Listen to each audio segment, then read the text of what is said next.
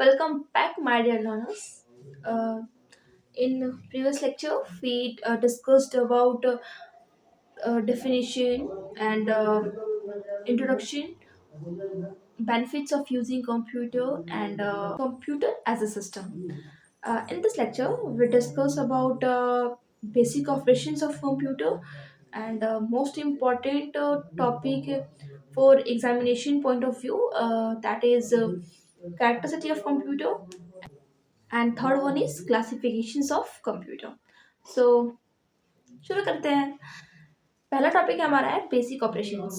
ये क्या होता है? कंप्यूटर जो है वो बेसिक रूप में क्या करता है, कौन कौन से काम करता है, उसके क्या क्या ऑपरेशंस होते हैं, मेथड्स होते हैं। तो पहले चीज जो होती है, जो उसके ऑपरेशंस होती है, वो सिर्फ 5 होते हैं। कंप्यूटर सिर्फ 5 बेसिक ऑपरेशंस करता है। क्या क्या होते हैं वो?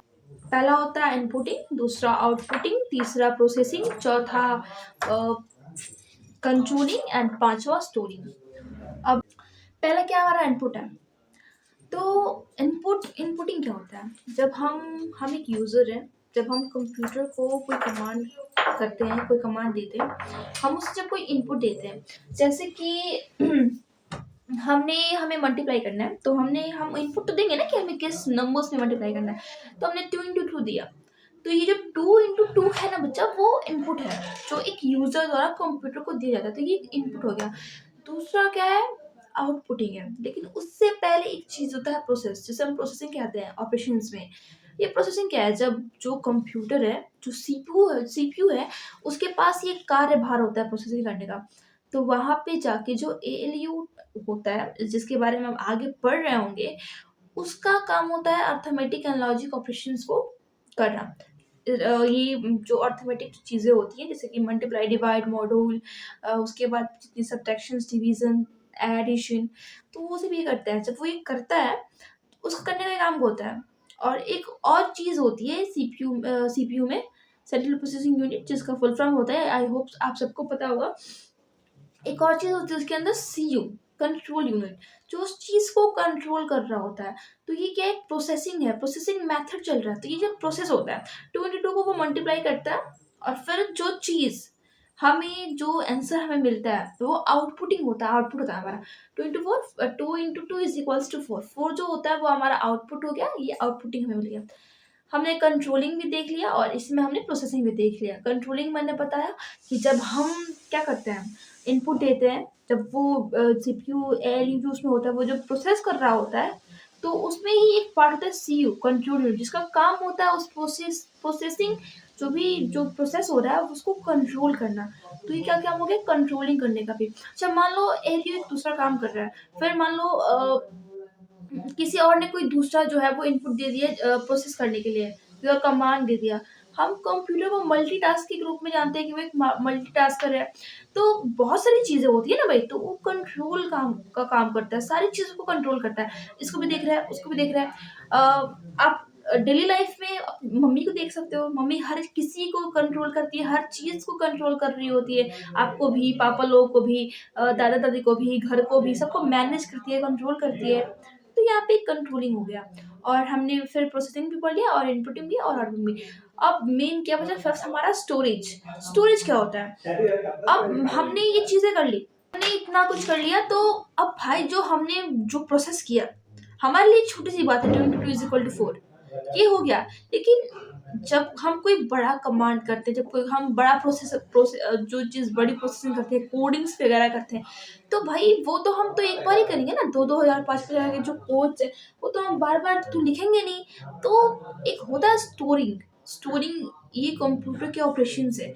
हमने कोई काम किया, तो कंप्यूटर जो है वो उस काम को हमेशा स्टोर रखेगा। क्या पता हमें कब जरूरत पड़ जाए। तो स्टोरिंग का भी काम करता है। हालांकि वो हमसे पूछता है कि इसको आप इसे टेम्पररी वो कर रहे हो स्टोर, या फिर परमानेंटली। कंप्यूटर में किया जाने वाला हर एक टास्क परमानेंटली ही स्टोर होता है, सेव होता है। लेकिन कुछ चीजें होती हैं जो टेम्पोरेरी भी होती है, इसके बारे में हम आगे पढ़ रहे होंगे। या आई होप आप लोग को बेसिक ऑपरेशंस जो है वो समझ में आ गए होंगे। 5 ऑपरेशंस होते हैं। क्या क्या होता है? Inputting, outputting, processing, controlling and storing. ठीक है, आई होप आप लोग को समझ में आ गया होगा। Second topic is characteristic of computers. Computers की जो है वो विशेषताएं क्या क्या है। पहला तो सबसे पहला विशेषता, सबसे पहली जो हमारी कंप्यूटर की एडवांटेज है वो स्पीड है।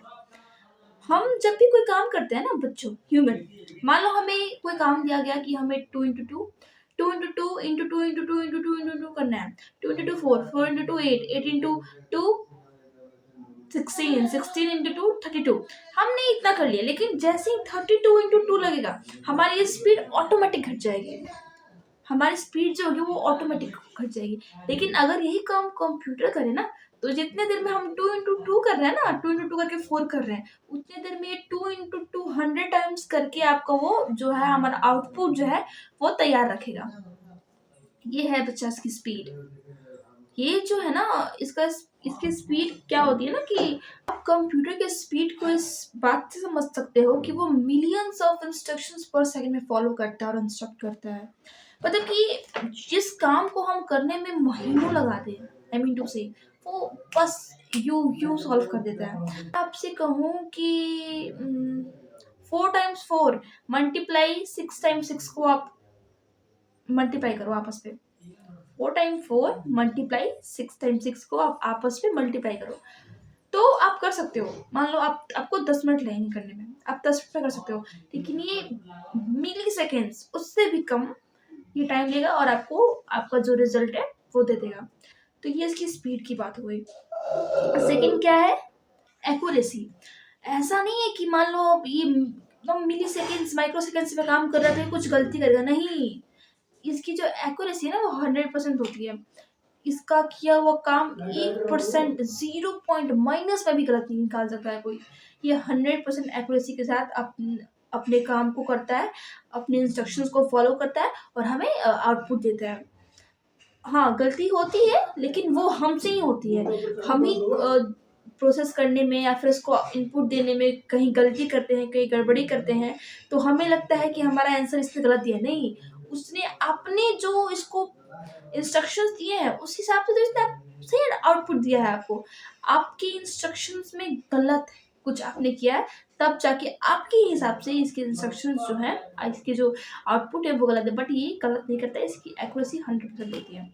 Third one is diligence. हमें कोई काम दे दिया जाए, तो मान लीजिए हमें कोई काम, पहले हमें खाना बनाना हो, फिर हमें झाड़ू पोछा करना हो, फिर हमें पूजा करना हो, फिर हमें सबको खिलाना हो और फिर खाना हो। इतने सारे काम करते करते करते करते करते करते हमारी जितनी भी एनर्जी है ना सारी की सारी खत्म हो जाएगी, कुछ बचेगा ही नहीं हमारे अंदर।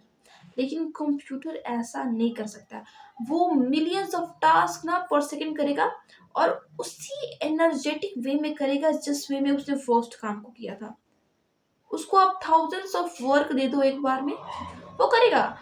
उसने फर्स्ट काम को जिस एक्यूरेसी एंड जिस कॉन्सिस्टेंसी के साथ किया था, वो लास्ट काम को भी उसी कॉन्सिस्टेंसी एंड एक्यूरेसी के साथ करेगा। ये होती है डिलीजेंसी। इसको आप 2 घंटा, ये 2 घंटा काम करे, 4 घंटा काम करे, 8 घंटा काम करे, 10 घंटा काम करे, महीनों काम करे, इसकी एक्यूरेसी एंड कंसिस्टेंसी में कोई फर्क नहीं पड़ने वाला है। ये जैसा कल था वैसा भी 2 महीने बाद काम करेगा।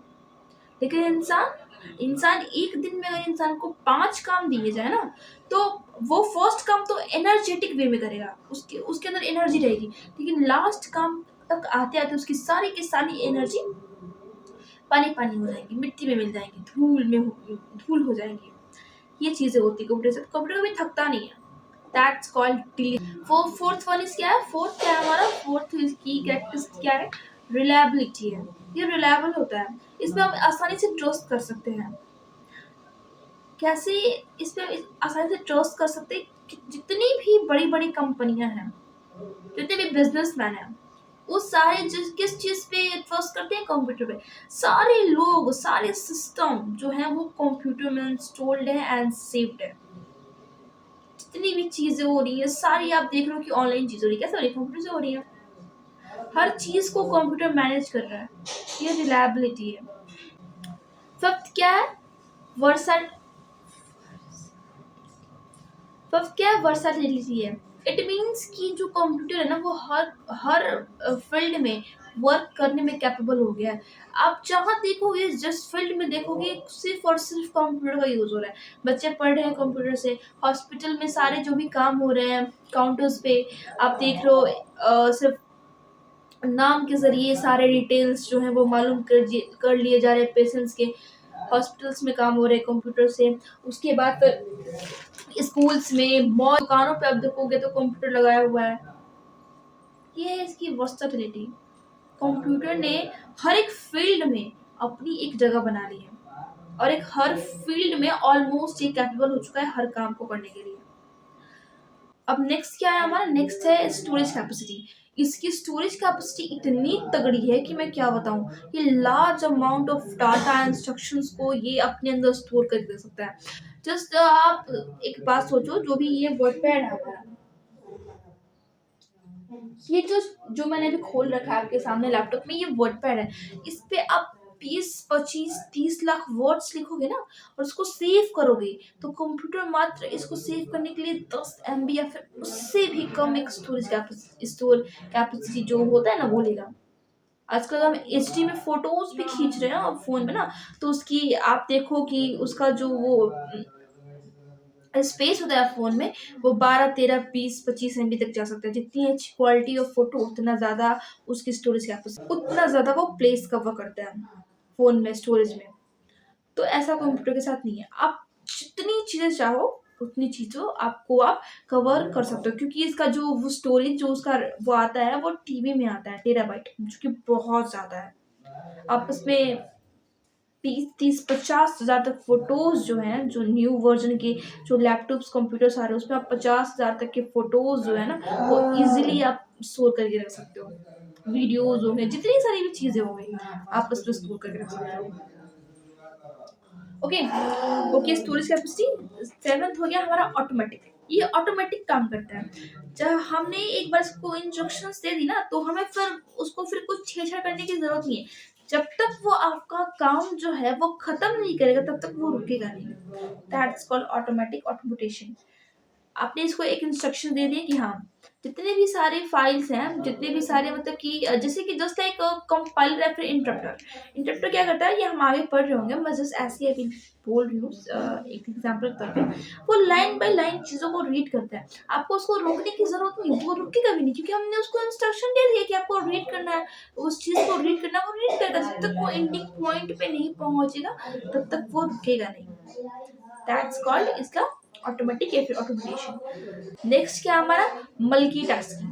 ये मल्टीटास्किंग होता है। आप एक टाइम पे इस पे बहुत सारे काम कर सकते हो। जस्ट लाइक आप वर्डपैड पे अपने नोट्स को राइट कर रहे हो, अपने नोट्स लिख रहे हो, आपको मन कर रहा है नहीं कि यार ठीक है ना, बोरिंग लग रहा है, हम गाना सुन लें, तो आप उस टाइम गाना भी सुन सकते हो। आप गाना सुनते सुनते आप अपने नोट्स को इसमें कैरी कर सकते हो, लिख सकते हो।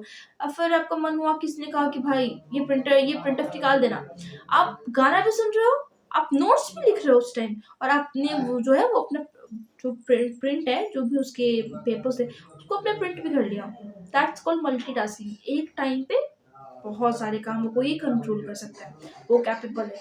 वही तो इसकी एक ऑप्शन होती है कंट्रोलिंग, जो मैंने आपको बताया है पीछे। बस वही है, सारी चीज़ों को मैनेजमेंट कैसे करना है, सारी चीज़ों को मैनेज कैसे करना है, ये कंट्रोल यूनिट जो है आपका डिसाइड करता है। ओके, लास्ट सबसे इंपॉर्टेंट जो होता है, रिमेम्बरिंग और नो IQ। कंप्यूटर के पास IQ नहीं होता है। जस्ट थिंक ना कि जो चीज़ इतनी पॉपुलर है, इतनी सारी चीज़ों को कंट्रोल कर रही है, उसके पास IQ नहीं है। किस बेस पे कह सकते हैं कि उसके पास IQ नहीं है? जब तक आप उसे इंस्ट्रक्शंस नहीं दोगे ना, मुझे ये कुछ नहीं करने वाला। बस ये ऐसे ही खुला है। अब जब तक मैं इसको ये इंस्ट्रक्शंस नहीं दूंगी, जब तक मैं इस पे कोई काम नहीं करूंगी, तब तक ये चलेगा नहीं, ऐसे ही रहेगा बस। ये कुछ नहीं है, एक खाली डब्बा है, इसमें बहुत सारे आई नो बहुत सारी इंफॉर्मेशंस भरे हुए हैं, लेकिन जब तक कोई इसे यूज नहीं करेगा, क्या फायदा इस इन इन इसके सारे इंफॉर्मेशंस का? कोई फायदा नहीं है। तो नो IQ।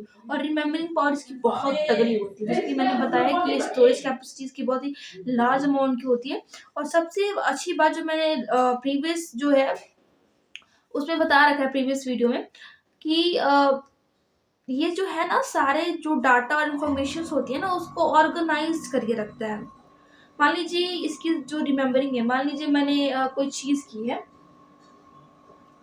मान लीजिए मुझे कुछ ढूँढना है, मुझे 7 साल पहले की फ़ोटो ढूँढनी है। इसकी रिमेमोरी पावर इतनी तगड़ी है कि अगर आप कोई ईयर मान लो आपने कैप्शन किया हो या फिर उस फ़ोटो में जो भी चीज़ें जो भी आपने लिख के रखा हो, अगर वो आप टाइप करो ना, वो खटक से आपको दे देगा। कंप्यूटर कुछ भी नहीं भूलता है। अगर आपने इस पे कोई भी काम किया, आपने एबीसी कुछ भी इस पे टाइप किया है, वो नहीं भूलेगा भाई, उसको याद है, उसको याद रहेगा। आपको लगता है ना कि हमने कोई वीडियो शूट की, उसको फ़ोन से डिलीट कर दिया, तो वो डिलीट हो गया, नहीं, ऐसा नहीं होता है। वो आपके हिसाब से डिलीट हो गया, आपने गूगल से डिलीट कर दिया, गूगल से डिलीट हो गया, लेकिन नहीं, फ़ोन वो जो चीज़ होती है ना, वो अपने पास हमेशा रखती है। ऐसा फ़ोन में सेटअप होता है, ऐसे कंप्यूटर्स में सेटअप होता है कि वो चीज़ें कभी भूलते नहीं है फ़ोन। वो जो चीज़ें देखते हैं ना, उनको याद रहता है कि हाँ, ऐसा हुआ था, ऐसा किया था। ये सारी चीज़ें होती हैं। तो आई होप आपको ये टॉपिक भी समझ में आ गया होगा। अब थर्ड जो सबसे इम्पोर्टेंट एग्ज़ाम के पॉइंट ऑफ व्यू है, जिसे हम कल कवर करेंगे पूरा, लेकिन आज उसके बारे में थोड़ा-सा जान लेते हैं। जिसे कल हम पूरा कवर करेंगे, लेकिन आज उसके बारे में हम थोड़ा-सा जान लेते हैं। वो क्या है? Classifications of computer. जैसे कि हमें पता है कि जो कंप्यूटर जो सिस्टम है, वो एक सिंगल डिवाइस नहीं है। It is a collection of peripherals. ये हमने पढ़ रखा है। अब सिस्टम को हम क्लासिफाइड कर सकते हैं on the basis of size, on the basis of purpose, on the basis of component। 3 चीज़ें होती हैं जिनमें हम कंप्यूटर को क्लासिफाइड कर सकते हैं। क्या-क्या? सिस्टम को हम क्लासिफाइड कर सकते हैं on the basis of size, on the basis of components and on the basis of purpose। on the basis of size क्या होता है? on the basis of size कहने का मतलब कि साइज़ के हिसाब से सबसे छोटी क्या होती है सिस्टम में? सबसे छोटी चीज़ इलेक्ट्रॉनिक डिवाइस में स्मार्ट वॉच, देखिए। उसके बाद फिर हमारा फ़ोन आ गया, फिर हमारी खुद की पीसी आ गई, उसके बाद फिर मेन फ्रेम कंप्यूटर आ गया, उसके बाद फिर मिनी कंप्यूटर आ गया, उसके बाद फिर सुपर कंप्यूटर हो गया। ये सारी चीज़ें होती हैं, एग्ज़ाम के पॉइंट ऑफ व्यू से बहुत ज़्यादा इम्पोर्टेंट है। तो कल का लेक्चर जो है वो मिस ना करें। मिलते हैं कल क्लासिफिकेशंस ऑफ कंप्यूटर के साथ। तब तक के लिए बाय बाय, टेक केयर, जय हिंद।